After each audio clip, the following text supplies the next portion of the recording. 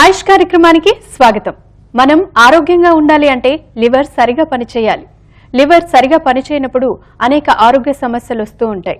మరి ఈ లివర్ ఎందుకు సరిగా పనిచేయదు, కారణాలేంటి, లక్షణాలు ఎలా ఉంటాయి, ఆయుర్వేదంలో ఎలాంటి ఔషధాలు అందుబాటులో ఉన్నాయో తెలియజేయడానికి మనతో పాటు ఉన్నారు డాక్టర్ గాయత్రీదేవి గారు. ఆవిడని అడిగి మరిన్ని వివరాలు తెలుసుకుందాం. నమస్తే డాక్టర్ గారు.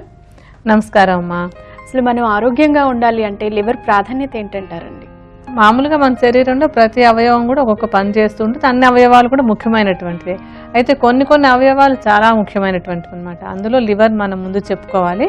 ఈ లివర్ ఏంటంటే మనం తిన్నటువంటి ఆహారం మన శరీరానికి వంట పట్టేలాగా చేయడానికి చాలా ముఖ్యమైనటువంటి పాత్ర వహిస్తుంది. అంటే ఇప్పుడు మనం ఆహారం తీసుకున్నాం, మన కాయగూరలు పళ్ళు ఎగ్స్ ఏవంటే అవేవో తిన్నాం అనుకోండి, అవి అదే రూపంలో ఉండవు. తిన్న తర్వాత లోపల జీర్ణమయ్యి ఆ జీర్ణమైనటువంటిది మన శరీరంలో ఉండేటువంటి కణాల్లాగా మార్పు చెందాలి. అలా మార్పు చెందడానికి కావాల్సిన క్రియ అంతా కూడా మనకి లివర్లో జరుగుతూ ఉంటుంది అనమాట. అలాగే ఇంకా ఏంటంటే మనం తీసుకున్నటువంటి ఆహారం కాకుండా కొన్ని మందులు వేసుకుంటూ ఉంటాం. ఈ మందులు వేసుకున్నప్పుడు వాటిని అరిగించుకునేటువంటి పని కూడా లివర్ చేస్తూ ఉంటుంది.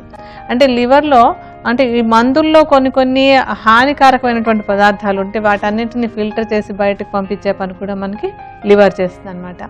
అలాగే ఇంకా మద్యపానం చేస్తూ ఉంటారు. మామూలుగా ఏంటంటే ఆహార పదార్థాలు తిన్నప్పుడు కొంత దానిలో అరుగుదలంతా మనకి పేగుల్లో స్టమక్లో అయిపోతూ ఉంటుంది. అయితే మద్యపానం ఉంటుంది కదా, మద్యపానం చేసినప్పుడు ఏంటంటే అది నేరుగా లివర్కి వెళ్ళిపోతుంది అనమాట. ఆ లివర్ మీద చాలా ఎక్కువ భారం పడుతూ ఉంటుంది. అంటే ఆ మద్యాన్ని అరిగించుకునే పనంతా కూడా లివర్ చేస్తూ ఉంటుంది. అదే కాకుండా మనం తిన్నటువంటి ఆహారంలో కానివ్వండి, లేకపోతే వాతావరణంలోంచి కానివ్వండి, నీళ్లలోంచి కానీ కొన్ని అనారోగ్యకరమైన మలినమైనటువంటి పదార్థాలు మనలో ప్రవేశిస్తూ ఉంటాయి. వీటన్నింటినీ కూడా క్లియర్ చేసేసి క్లీనింగ్ పని అంతా కూడా, అంటే మన శరీరానికి వాటి వల్ల హాని కలుగుతూ ఉంటుంది కనుక ఆ హానికరమైన పదార్థాలన్నింటినీ బయటకు పంపించే పని మనకి లివర్ చేస్తుంది అనమాట. అంటే మొత్తం మెయిన్ ఫంక్షన్స్లో మనం తిన్నటువంటి ఆహారం వంటపట్టి మనం మామూలుగా ఉండడానికి ఏవైనా మలినాలు అవి శరీరంలోకి వస్తే వాటిని బయటకు పంపించేయడం చాలా ఇంపార్టెంట్ పని. ఇవన్నీ కూడా మనకి లివర్ ద్వారా జరుగుతూ ఉంటాయి. ఓకే డాక్టర్ గారు, మరి ఈ లివర్ సరిగా పనిచేయకపోతే ఎలాంటి ఆరోగ్య సమస్యలు వస్తాయంటారు? లివర్ సరిగా పనిచేయకపోవడం అంటే ఏమవుతుందంటే ముందు ఆకలి బాగా మందగించిపోతుంది. లివర్ కాస్త అనారోగ్యం వచ్చినా కూడా ఆకలి బాగా తగ్గిపోతుంది. అలాగే కొంచెం వాంతికి వచ్చినట్టు అనిపిస్తూ ఉండడం, అంటే సింపుల్ సమస్యలు. ఈ లివర్కి సమస్య వచ్చినప్పుడు ముఖ్యంగా మనకి కామన్గా కనిపించేటువంటిది కామెర్ల సమస్య, లివర్ సరిగా పనిచేయకపోవడం వల్ల. ఈ కామెర్ల సమస్య ఉన్నప్పుడు కొంచెం కళ్ళు పచ్చబడడం, మూత్రం అంతా పసుపచ్చ రంగులోకి మారడం, ఆ తర్వాత ఏంటంటే కొంచెం ఆ లివర్ సమస్యల్లో కొన్ని తీవ్రమైన వచ్చినప్పుడు కుడిపక్క కడుపులో నొప్పిగా అనిపిస్తూ ఉండడం, లేకపోతే లివర్ బాగా వాచిపోతూ ఉంటుంది. ఆ లివర్లో ఒక ఫైబ్రోసిస్ అదే వచ్చి దానికి సంబంధించినటువంటి కొన్ని సీరియస్గా వచ్చే జబ్బులు ఉంటుంటాయి. సిరోసిస్ ఆఫ్ లివర్ అంటాం, అంటే బాగా తీవ్రమైనటువంటి సమస్య. ఇలా రకరకాల సమస్యలు వస్తూ ఉంటాయి. అంటే ఎక్కువగా కనపడేది మనకి జాండీస్ కానివ్వండి, లేకపోతే సిరోసిస్ కూడా, అంటే లివర్ బాగా డ్యామేజ్ అయిపోయేటువంటి సమస్య. ఇవి మనకి ఎక్కువగా కనిపిస్తూ ఉంటాయి అన్నమాట. ఓకే డాక్టర్ గారు, అయితే ఈ లక్షణాలు ఎలా గుర్తించాలంటారు? అంటే ప్రధానంగా ఇదే, మా ఆకలి బాగా మందగించిపోతుంది, ఆకలి ఉండదు, వాంతి వికారం వచ్చినట్టు అనిపిస్తూ ఉంటుంది, శరీరం బాగా బలహీనం అయిపోతూ ఉంటుంది. ఆ తర్వాత ఏంటంటే రోగనిరోధక శక్తి బాగా తగ్గడం వల్ల ఎక్కువ ఇన్ఫెక్షన్లు అవి వస్తుంటాయి, శరీరంలో ఎక్కువ అనారోగ్యాలు అవి వస్తూ ఉంటాయి అన్నమాట. విరేచనలో ఇబ్బందులు అవి ఉంటూ ఉంటాయి. కొన్ని సీరియస్ సమస్యలు ఉన్నట్టయితే కనుక పాదాలు బాగా వాచిపోవడం, లేకపోతే పొట్టంతా బాగా ఉబ్బరించినట్టు కావటం, అంటే ఉబ్బినట్టుగా అంటే బాగా ఎక్కువగా, మామూలుగా మనకి చాలామందికి ఉబ్బరిస్తూ ఉంటుంది, అలా కాకుండా బాగా నీరు పట్టినట్టు కావటం, ఇలాంటి సమస్యలన్నీ కూడా, అంటే ఇలాంటి లక్షణాలన్నీ కూడా లివర్ అనారోగ్యం బారిన పడ్డప్పుడు మనకి కనిపిస్తూ ఉంటాయి. ఓకే డాక్టర్ గారు, లివర్ సరిగా పనిచేయాలి అంటే ఎలాంటి ఆహారపు అలవాట్లు అలవాటు చేసుకోవాలంటారు?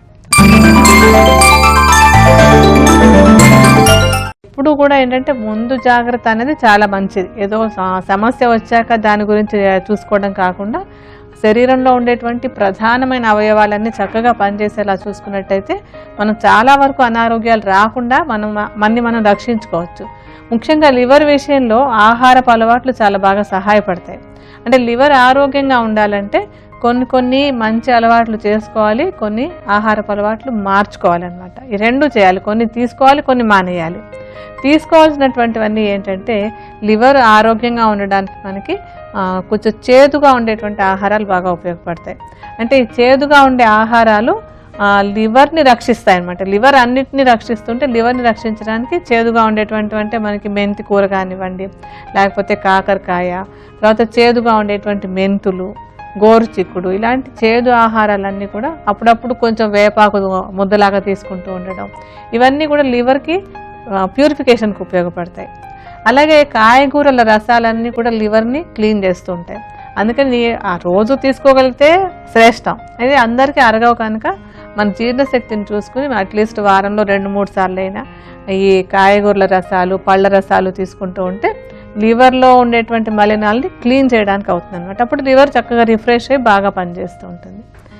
ఇంకా అంటే మంచినీళ్ళు తగినని తీసుకోవడం, అంటే అతిగా మరి లీటర్లు కొద్ది తాగేయడం కాదు, అసలే తాగకుండా ఉండడం కాదు, ఒక పరిమితంగా రోజులో ఒక 2-3 లీటర్లు మంచినీళ్ళు తాగుతూ ఉండడం కూడా లివర్ రక్షణకు ఉపయోగపడుతుంది. అలాగే ఇంకా ఏంటంటే పరిశుభ్రత చాలా చాలా ముఖ్యం. శుభ్రమైనటువంటి ఆహారం తీసుకుంటున్నట్టయితే కనుక లివర్ మీద ఎక్కువ లోడ్ పడదు, అంటే లివర్ ఎక్కువ అతిగా పనిచేయాల్సిన పని ఉండదు. అందుకని శుభ్రంగా ఉండేటువంటి నీళ్లు, శుభ్రంగా ఉండేటువంటి ఆహారం, అంటే కలుషితమైనటువంటి నీళ్ళు అవి కాకుండా మంచినీళ్ళు చక్కగా కాచి చల్లార్చి తాగుతూ ఉండడం, ఫిల్టర్ చేసుకుని తాగుతూ ఉండడం, అలాగా శుభ్రంగా ఉండేటువంటి నీళ్ళు తీసుకోవాలి. ఆహారం కూడా ఏంటంటే ఎప్పటికప్పుడు బాగా తాజాగా ఉండేలాగా చూసుకోవాలి. అంటే తాజాగా వండి ఎప్పటికప్పుడు వేడిగా ఉండగా తింటూ ఉన్నట్టయితే కనుక వాటిల్లో మనకి బ్యాక్టీరియా కానీ ఇతర వైరస్లు కానీ ప్రవేశించలేవు. అందుకని అలా ఫ్రెష్గా తీసుకున్నట్టయితే కనుక మనకి ఆహారం ద్వారా మలినాలు లోపలికి ప్రవేశించకుండా ఉండడానికి అవకాశం ఉంటుంది. అలాగే ఈగలు వాలినవి, తర్వాత ఏదో పురుగులు వాలినవి అలాంటివి ఏమీ లేకుండా చాలా శుభ్రంగా, అంటే వంటిల్లు చాలా చక్కగా గాలి వెలుతురు వచ్చేలా ఉంచుకుని శుభ్రంగా ఉన్నటువంటి ఆహారం తీసుకోవడం, ఇవి మేలు చేసేటువంటివి. కీడు చేసేవి ఏమేంటంటే బాగా కారాలు, మంచి మసాలాలు వేసుకుని తిని బాగా నూనెలో వేసి బాగా వేయించేసి ఉంటూ ఉంటాయి. అలాంటివన్నీ కూడా ఏంటంటే లివర్ మీద ఎక్కువ లోడ్ అయిపోతాయి, లివర్కి పని ఎక్కువ చేయాల్సినటువంటి అవసరం వస్తూ ఉంటుంది. కనుక అలాంటి ఆహారాలను వీలైనంత వరకు తగ్గించుకుంటూ ఉండాలి. అలాగే ఏంటంటే చీటికి మాటికి ఒక కాఫీ, ఓ టీ తాగటం ఒక అలవాటు, రోజు మొత్తంలో ఏదో 8 సార్లు 10 సార్లు కాఫీ టీలు తాగే వాళ్ళు ఉంటూ ఉంటారు. అవన్నీ కూడా మళ్ళీ లివర్కి డ్యామేజ్కి కారణం అవుతూ ఉంటాయి. అందుకని కాఫీ టీలని బాగా తగ్గించేసుకోవాలి. వీటన్నింటికంటే కూడా ముఖ్యమైనటువంటిది లివర్ అనగానే ఎవరికైనా గుర్తుకొచ్చేటువంటిది మద్యం. ఈ మద్యపానం అనేది డైరెక్ట్గా వెళ్ళి లివర్ని పాడు చేసేస్తుంది. అందుకని ఆ మద్యపానానికి దూరంగా ఉంటే కనుక మనం లివర్ని రక్షించుకున్నట్టే. ఇది చాలామంది గ్రహించాల్సినటువంటి విషయం. ఎప్పుడో సిరోసిస్ ఆఫ్ లివర్ వచ్చేసిన తర్వాత, లివర్ బాగా డ్యామేజ్ అయిన తర్వాత అప్పుడు మద్యపానం మానేస్తే పెద్దగా ప్రయోజనం ఉండదు. అందుకని ముందు నుంచే లివర్ని రక్షించుకోదలుచుకుంటే మద్యపానానికి పూర్తిగా దూరంగా ఉండాలి. ఇంకా లివర్ ఆరోగ్యంగా పనిచేయాలి అని అంటే ఇతరత్ర ఎలాంటి జాగ్రత్తలు తీసుకోవాలంటారు? ఇంకా ఏంటంటే ఇప్పుడు మనకు ఆహారం కాకుండా ఎప్పుడు కూడా ఆయుర్వేదంలో చెప్పేటువంటిది విహారం. విహారం అంటే అందులో వ్యాయామం తప్పనిసరిగా వస్తూ ఉంటుంది. ఈ వ్యాయామం అన్నది లివర్కి ఎలాగ తోడ్పడుతుందంటే మన శరీరంలో ఉండేటువంటి మలినాలని బయటకు పంపించే పని మెయిన్గా మనకి లివర్ చేస్తుంది. లివర్ మీద కొంచెం లోడ్ తగ్గించాలంటే మన శరీరంలో ఉండే మిగతా అవయవాలు కాస్త ఎక్కువగా పనిచేయాలి. అంటే చెమట ద్వారా కానీ, లేకపోతే మూత్రం ద్వారా కానీ, మలం ద్వారా కానీ ఎక్కువ మలినాలు వెళ్ళిపోతున్నాయి అనుకోండి, లివర్ మీద ఎక్కువ లోడ్ ఉండదు. అందుకని అవన్నీ సరిగా పనిచేసి మనకి అంటే లివర్ మీద ఎక్కువ శ్రమ లేకుండా ఉండాలంటే వ్యాయామం తప్పనిసరిగా చేస్తూ ఉండాలి. అలాగే యోగా ఆసనాల్లో కూడా కొన్ని ఈ లివర్ ఆరోగ్యంగా ఉండడానికి బాగా తోడ్పడతాయి. ముఖ్యంగా ఆసనాలన్నీ కూడా అంటే కడుపులో ఉండేటువంటి అవయవాలు అన్నింటినీ కొంచెం మసాజ్ చేసినట్టుగా అవుతాయి కొన్ని యోగాసనాలు చేయడం వల్ల. అవన్నీ కూడా మనకి లివర్ రక్షణకు కూడా బాగా ఉపయోగపడతాయి అన్నమాట.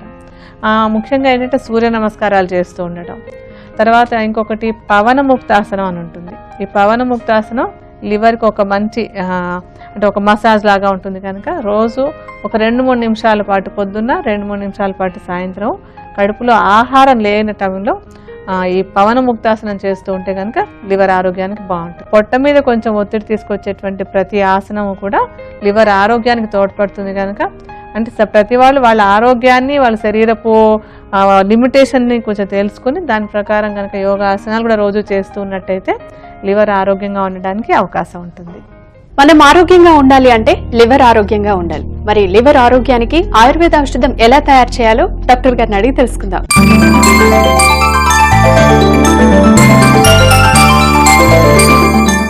డాక్టర్ గారు, ఈ ఆయుర్వేద ఔషధ తయారీకి ఏ మూలికలను ఉపయోగించబోతున్నామంటారు? ఈ ఔషధం తయారు చేసుకోవడానికి మనం ఏంటంటే లివర్కి మంచి ఆరోగ్యాన్ని ఇచ్చేటువంటివి, అలాగే లివర్లో ఉండేటువంటి మలినాలన్నింటినీ బయటకు పంపించేసేటువంటివి అయిన మూలికలను కలిపి ఒక ఔషధం తయారు చేసుకుందాం. దీనిలో ఏంటంటే మొత్తం 5 మూలికలను వాడబోతున్నాం మనం. అందులో మొట్టమొదటిది ఏంటంటే 3 మూలికలను కలిపినటువంటి త్రిఫలాలు. త్రిఫలాలు అంటే ఏంటంటే మనకి ఉసిరికాయ, కరక్కాయ, తానికాయ. ఉసిరి, కరక్కాయ, తానికాయ మూడింటిని సమానంగా కలిపినప్పుడు దాన్ని త్రిఫలాలు అంటాం అన్నమాట. ఈ త్రిఫలాలకి ఏంటంటే ఈ మూడింటికి కూడా క్లీనింగ్ నేచర్, అంటే లోపల ఉండేటువంటి మలినాలని బయటకు పంపించేసేటువంటి స్వభావం చాలా ఎక్కువగా ఉంటుంది. అలాగే వీటికి ఏంటంటే యాంటీ ఆక్సిడెంట్ అనే ఒక గుణం. యాంటీ ఆక్సిడెంట్ అంటే ఇప్పుడు మనం చెప్పుకున్నట్టే మలినాలను బయటకు పోగొట్టే గుణమే. అయితే ఏంటంటే మన శరీరంలో రకరకాల క్రియలు జరుగుతూ ఉన్నప్పుడు కొన్ని పదార్థాలు, వ్యర్థ పదార్థాలన్నీ విడుదలవుతూ ఉంటాయి. అవి కానీ శరీరంలో ఉండిపోయినట్టయితే కనుక అవి లివర్ మీద కొంచెం ఎక్కువ భారం అది పడి లివర్కి అనారోగ్యం వచ్చేందుకు అవకాశం ఉంటుంది. కనుక వాటిని పోగొట్టడం కోసమని యాంటీ ఆక్సిడెంట్ గుణం ఉన్నటువంటి ఈ త్రిఫలాల్ని మనం ఇందులో తీసుకుంటున్నాం. ఈ మూడింటిని కూడా విడివిడిగా చూర్ణాలు చేసేసి ఆ చూర్ణాలను కలిపేసుకోండి. మూడింటిని కలిపినటువంటి మిశ్రమాన్ని 75 గ్రాముల పరిమాణంలో తీసుకోవాలి. అంటే త్రిఫలాల్లో కరక్కాయ చూర్ణం 25 గ్రాములు, ఉసిరి చూర్ణం 25 గ్రాములు, తానికాయ చూర్ణం 25 గ్రాములు, అలా మూడింటిని కలిపేసుకుని 75 గ్రాములు తీసుకోండి. ఇప్పుడు మనం ఊరికే తయారీ చూపించడం కోసమని కొద్దిగా ఈ త్రిఫలా చూర్ణం తీసి విడిగా ఉంచుదామా. చూర్ణాన్ని ఒక 3 సార్లు 3 చెంచాలుగా వేయండి మీరు. ఎందుకంటే మనం 3 మూలికల్ని వేసుకుంటున్నాం కదా, కొలత సరిగా ఉంటుంది అప్పుడు. ఓకే, త్రిఫల చూర్ణాన్ని 75 గ్రాములు తీసుకున్నాం. తర్వాత ఏ మూలిక తీసుకోబోతున్నాం డాక్టర్? మనం తర్వాత తీసుకోబోయేది ఏంటంటే కటుక రోహిణి. కటుక రోహిణి, దాని ప్రాధాన్యత ఏంటంటారు? ఈ కటుక రోహిణి ఏంటంటే లివర్కి ఒక బెస్ట్ టానిక్ అన్నమాట. అందులో ఇది లోపల ఉండేటువంటి మలినాలని, అంటే శరీరం లోపల ఉండేటువంటి మలినాలని బయటకు పంపించడంలోనూ, లివర్లో ఉండేటువంటి మలినాలన్నింటినీ బయటకు పంపించడంలోనూ కూడా చాలా చాలా మంచి యాక్షన్ కలిగినటువంటి ఔషధ మూలిక ఇది. అలాగే ఇదేంటంటే చాలా చేదుగా ఉండేటువంటి మూలిక, కొంచెం కారము కొంచెం చేదు ఎక్కువగా ఉంటుంది. ఈ 2 గుణాలు కూడా ఏంటంటే లివర్ క్లీన్ అవ్వడానికి చాలా బాగా ఉపయోగపడతాయి. అండ్ దీని మీద చాలా చాలా రీసెర్చ్ కూడా జరిగింది. ఈ కటుక రోహిణి అనేటువంటిది లివర్కి ఎంత బాగా పనిచేస్తుంది అనేటువంటిది ఇటీవల కూడా చక్కటి రీసెర్చ్ అది జరిగింది. చాలా మంచి మూలిక. ఇంకా మిగతావి దొరకకపోతే కేవలం కటుక రోహిణిని కూడా ఈ లివర్ సమస్యలు అవి ఉన్నవాళ్ళు వాటిని దూరం చేసుకోవడానికి కూడా వాడుకోవచ్చు. ఈ కటుక రోహిణిని చూర్ణంలాగా చేసుకున్నామా. ఈ చూర్ణాన్ని 25 గ్రాములు తీసుకోవాలి. ఇందాక మన త్రిఫలాలు 3 ఉన్నాయి కనుక 3 కలిపి 75 గ్రాములు తీసుకున్నాం. ఇప్పుడు ఇది ఒకటే కదా, ఈ ఒక్క మూలికని 25 గ్రాముల పరిమాణంలో తీసుకోవాలి. ఓకే అండి, కటుక రోహిణి కూడా తీసుకున్నాం. తర్వాత ఏ మూలిక తీసుకోబోతున్నాం? ఇంకా మొత్తం 5 మూలికల్లో 4 మనం వేసేసుకున్నాం. ఆఖరిది ఏంటంటే కిరాత తిక్త. కిరాత తిక్త గొప్పతనం ఏంటంటారు?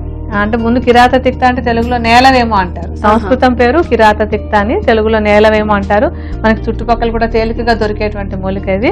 ఇది కూడా చాలా చాలా చేదు అనమాట. ఈ తిక్త అనేది పేరులోనే ఉంది కదా, తిక్త అంటే చేదు అనమాట. ఈ మూలిక కూడా లివర్కి ఒక మంచి టానిక్ లాగా ఉపయోగపడుతుంది. అలాగే ఏంటంటే ఇది శరీరంలో ఎక్కడైనా సరే కొంచెం ఇన్ఫెక్షన్లు ఏవైనా బ్యాక్టీరియా కానీ వైరస్ కానీ ఏదైనా ఉందంటే వాటిని కూడా బయటకు పంపించడానికి బాగా తోడ్పడుతుంది. అంటే మొత్తం మీద ఇందులో ఎక్కువ చేదు ఉండేటువంటి మూలికలు, అలాగే మలినాలని బయటకు పంపించేటువంటి మూలికల్ని మనం ప్రధానంగా వాడుకుంటున్నాం. ఈ కిరాత తిక్త అంటే మూలిక మొత్తాన్ని వాడతాం ఇందులో. అంటే ఆ చిన్న కాండాలు చిన్న మొక్కలా ఉంటుంది అనమాట. ఈ కాండము ఆకులన్నీ కూడా వాడుకోవచ్చు. దీన్ని మొత్తాన్ని ఎండబెట్టేసి చూర్ణంలాగా చేసుకోవాలి. ఈ చూర్ణాన్ని కూడా 25 గ్రాముల పరిమాణంలో తీసుకోండి. మనం కూడా కొంచెం ఈ కిరాత తిక్త చూర్ణాన్ని ఒక చిన్న చెంచాడు మిగతా మిశ్రమంతో కలపాలి. ఓకే అండి, మొత్తం 5 మూలికల తాలూకా చూర్ణం తీసుకున్నాము. ఇప్పుడు దీన్ని బాగా కలిపిన తర్వాత ఏం చేస్తారంటారు? కలిపేసేయండి. అంటే మామూలుగా మీరంతా కూడా అది మొత్తం మిశ్రమాన్ని తయారు చేసుకుని ఒక సీసాలో పెట్టి ఉంచేసుకోండి. దీన్ని వాడుకోవడానికి ఏంటంటే సుమారుగా ఇప్పుడు మేము ఎంత కలిపామో అన్ని కలిపితే ఎంతో మిశ్రమం వచ్చిందో కనిపిస్తోంది కదా, సుమారుగా 5 నుంచి 10 గ్రాముల పరిమాణంలో ఒకసారికి తీసుకోవాలన్నమాట. ఆ మిశ్రమాన్ని తీసుకుని దాంతో కషాయాన్ని కాచుకోవాలి. సుమారుగా ఒక 60-70 మిల్లీలీటర్ల పరిమాణంలో నీటిని తీసుకుని ఒక 5 నుంచి 10 గ్రాముల పరిమాణంలో చూర్ణాన్ని కలపండి. పొయ్యి మీద పెట్టి మరిగించుదాం. అలా మరిగించి చూపించుదాం మనం.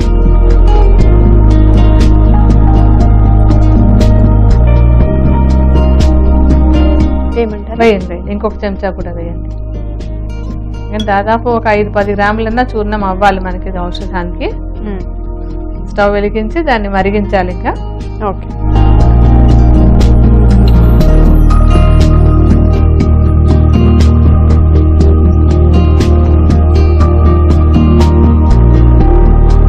అదేనమ్మా మనం పెట్టిన 60-70 మిల్లీలీటర్లోంచి సగం ఎగిరిపోయిన తర్వాత మనకి కషాయం రెడీ అయిపోయినట్టుగా లెక్క. అప్పుడు స్టవ్ ఆపేసుకుని దాన్ని వడపోసుకోండి. వడపోసేసి అంటే సుమారుగా ఒక 30 మిల్లీలీటర్ల పరిమాణంలో ఉన్న కషాయం గోరువెచ్చగా ఉండగానే తాగాలన్నమాట. వడపోసేయండి మరి.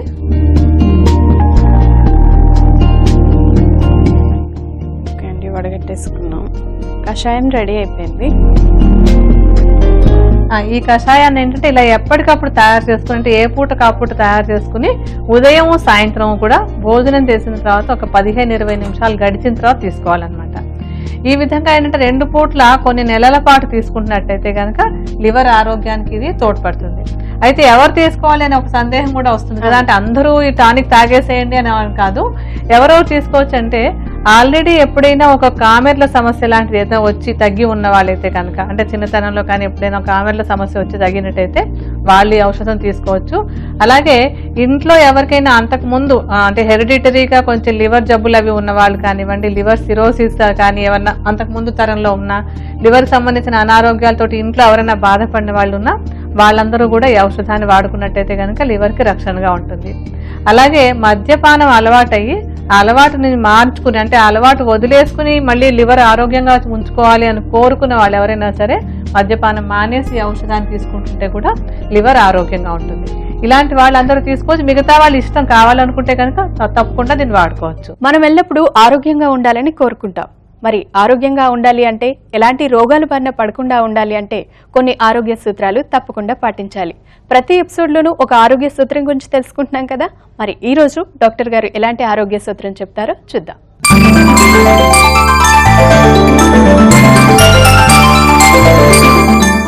డాక్టర్ గారు, ఇవాళ ఎలాంటి ఆరోగ్య సూత్రం గురించి చెప్పబోతున్నారు? మన శరీరం ఆరోగ్యంగా ఉండాలంటే మనసు కూడా ఆరోగ్యంగా ఉండాలన్న విషయం మనం చెప్పుకుంటూ వస్తున్నాం. అయితే మనసుకి అనారోగ్యంగా తయారవడానికి కారణమైనటువంటి కొన్ని అంశాలు ఉంటుంటాయి. వాటి గురించి ఈరోజు తెలుసుకుందాం. అంటే మనసు హాయిగా ఆరోగ్యంగా ఆనందంగా ఉంటే శరీరం బాగుంటుంది. అంటే మనసుకి మంచి టానిక్ లాగా పనిచేసేది ఏంటంటే సంతోషంగా ఉండడం. చక్కగా సంతోషంగా ఆనందంగా ఉన్నామంటే, మనం నవ్వుతూ ఉన్నామంటే కనుక మన మనసు చాలా ఆరోగ్యంగా ఉంటుంది. అంటే అలా నవ్వుతూ సంతోషంగా ఉన్నప్పుడు మన మనసు యొక్క ప్రభావం మన మెదడు మీద పడి మెదడులోంచి ఏంటంటే హెల్తీగా ఉండడానికి, ఆరోగ్యంగా ఉండడానికి అవసరమైనటువంటి పాజిటివ్ సెక్రీషన్స్ అంటే ఆరోగ్యానికి ఉపయోగపడేటువంటి సెక్రీషన్స్ అన్ని బాగా వస్తూ ఉంటాయి. అయితే దీన్ని అంటే ఈ మనసుని అనారోగ్యంగా ఉంచేలాగా చేసేటువంటి కొన్ని అంశాలు ఉంటాయి. కొన్ని అంశాలు అంటే మన లోపలే ఉంటాయి, బయట నుంచి కాదు. అంతఃశత్రువులు అంటాం వాటిని. అంటే మన లోపల ఉండి మనని బాధించేటువంటివి ఏమేంటంటే కామం అంటే కోరిక, క్రోధం అంటాం కోపంగా ఉండటం, అలాగే భయం ఒకటి, విపరీతంగా భయపడుతూ ఉండటం, ప్రతిదానికి బాధపడుతూ ఉండడం, చింత శోకం అని చెప్పి ఏడుస్తూ ఉండటం, ఇలాంటివన్నీ అంటే బాగా నెగటివ్ అంశాలు. అలాగే ఈర్ష్య, ఎదుటి వాళ్ళని చూస్తే ఒక జెలసీ అది ఉంటూ ఉంటుంది. ఇలాంటి అంశాలన్నీ కూడా మనసుకి అనారోగ్యాన్ని కలిగించేటువంటి అంశాలు. మనసు అనారోగ్యంగా ఉండడం వల్ల శరీరంలో రకరకాల అనారోగ్యాలు రావడానికి ఇవి కారణాలు అవుతూ ఉంటాయి అన్నమాట. అంటే ఒక రకంగా బీపీ రావడానికి కానివ్వండి, డయాబెటీస్ రావడానికి, కడుపులో అల్సర్ రావడానికి, ఇలా చాలా సమస్యలు ఉన్నాయి. కొంచెం రుమటాయిడ్ ఆర్థరైటిస్ అవి రావడానికి, వీటన్నింటికి కూడా ఏంటంటే మనసు మీద పడేటువంటి స్ట్రెస్ కారణం అవుతూ ఉంటుంది. వీటిని సైకోసోమాటిక్ డిజార్డర్స్ అంటాం. అంటే మనకు తెలియకుండా మన లోపల ఉండేటువంటి ఈ లక్షణాలన్నీ కూడా మన అనారోగ్యానికి కారణం అవుతుంటాయి. అంటే మనసులో ఉండేటువంటి కొన్ని లక్షణాలు శరీరం మీద ప్రభావం చూపిస్తూ ఉంటాయి. అంటే ఇప్పుడు కామము అని చెప్పాం, అంటే ఏంటంటే కోరిక, ఒక వాంఛ అంటాం, శరీరపరమైనటువంటి కోరిక. కానీ ఇది అతిగా ఉన్నప్పుడు మనిషిని దహించేస్తూ ఉంటుంది అంటాం. దహించడం అన్న పదమే కరెక్ట్గా చెప్పాలన్నమాట. ఏంటంటే కాల్చేయడం. మన లోపల ఉండేటువంటి ఒక భావం మన శరీరాన్నే పాడు చేసేస్తూ ఉంటుంది, డ్యామేజ్ చేస్తూ ఉంటుంది. అలాగే ఇంకొకటి ఏంటంటే భయం. ఇక కామం లాంటిది భయం ఒకటి. భయం దేని గురించి అయినా ఉండొచ్చు, అది దేనివల్ల దేని గురించి భయం ఉందో మనకు తెలియకుండా పోవచ్చు.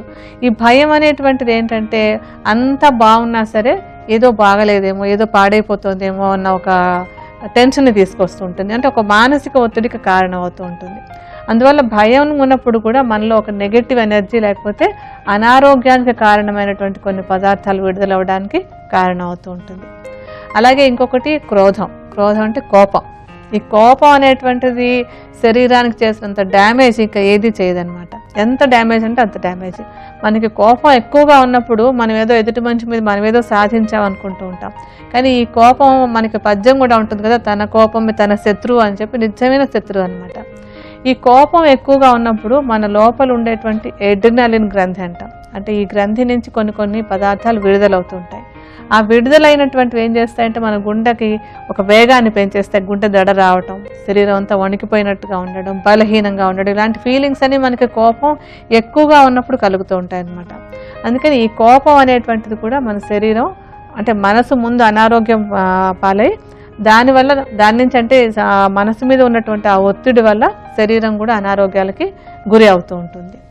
అలాగే ఇంకొకటి ఏంటంటే శోకం. శోకం అంటే ఏడుస్తూ ఉండడం. కొంచెం ఏదో ఒక బాధను పెట్టుకుని ఎప్పుడు చూసినా ఎందుకో ఏడుస్తున్నారు అనుకోండి, అలా ఏడుపుతో ఉండటం వల్ల వాళ్ళలో రోగ నిరోధక శక్తి బాగా తగ్గిపోతుంది. అంటే ఏ కారణం ఉండి కానీ లేక కానీ ఏ విధంగా అయినా సరే ఏడవటం అనేటువంటిది రోగ నిరోధక శక్తి తగ్గిపోవడానికి కారణమై మనకి అనారోగ్యాలు కలగడానికి కారణం అవుతూ ఉంటుంది. ఆ తర్వాత ఇంకొకటి చింత. చింత అంటే దేని గురించి అంటే మామూలు ఆలోచనలు కాకుండా తీవ్రంగా మనని బాధించేసేటువంటి అనమాట. అదే ఆలోచన మనని తరిమి కొడుతున్నట్టు ఉండడం, నిరంతరం లోపల ఒక బాధను కలిగిస్తుండడం జరుగుతూ ఉంటుంది. అంటే ఏవైనా అవ్వచ్చు, ఒక ఈర్ష్య వల్ల అవనివ్వండి, ఒకళ్ళ మీద మనకున్న కోపం వల్ల కానివ్వండి, ఏదైనా ఒక వస్తువు మీద మనకున్నటువంటి భయం వల్ల కానీ, ఏదో ఒక దాని గురించి ఒక ఆలోచన నిరంతరం బాధించేటువంటి దాన్ని చింత అంటాం. ఈ చింతకి ఒక చెప్పేది ఏంటంటే, చితి కంటే కూడా చింత చాలా తొందరగా మనిషిని కాల్చేస్తుంది. అంటే చితి అంటే నిప్పులో పెట్టి పంటించేస్తే కూడా అది ఇంకా నెమ్మదిగా కాలుతుంది, కానీ ఈ చింత లేదా ఒక దాని గురించినటువంటి విపరీతమైన బాధ ఆలోచన అనేటువంటిది మనిషిని అంతకంటే కూడా తొందరగా కాల్చేస్తుంది అని చెప్తూ ఉంటాం. అంటే ఏంటంటే అలాంటి బాధాకరమైనటువంటి వాటి గురించి ఎక్కువగా ఆలోచిస్తూ ఉన్నట్టయితే కనుక లోపల ఉండేటువంటి సిస్టమ్స్ అన్ని దెబ్బతిని మనిషి ఆరోగ్యం దెబ్బతింటూ ఉంటుంది. అంటే ఇవన్నీ మనసుకు సంబంధించినటువంటివి. భయం కానివ్వండి, కోపం కానివ్వండి, లేకపోతే చింత, కామం, క్రోధం, ఇలాంటివన్నీ కూడా మనసుకు సంబంధించినటువంటి అంశాలు.